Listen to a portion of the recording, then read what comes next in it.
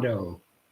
You gonna talk about it, or what we gonna Yeah, do? well, first of all, when you some Evercoat bondo, you take and make sure your cans mixed up very well, stir it really good, and then you come back and you, if it's not thin properly, you just take some fiberglass resin and you add accordingly. But you don't want to get it too thin. So the first set you want to use the bondo the regular bondo and fill your area first with the thickness that it has from the factory.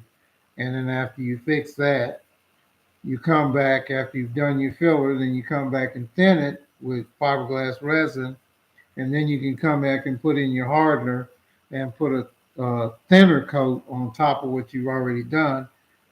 Take the top off of it, sand the top off of it, let it cure, and then block it, and then you got a perfect panel with no pinholes.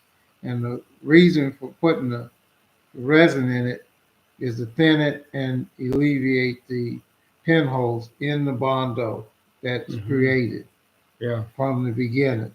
So it really helps when you finish it uh, on the finished product. Reason why I know because I've worked on old cars for years, and this is a process you have to use, Uh-huh. and you want to try to get all the way to 320 Yeah. on your finished product before you put primer on it. So Okay. there you go.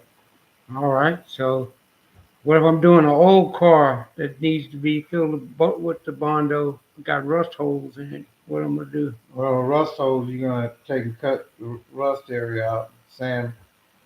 sandblast all the oxidation off of it, and use PR15 for the backside of it to cure the rust. Because if you go back and you don't make sure you have rust inhibitor for any weld spots, Okay. the weld spot's going to rust.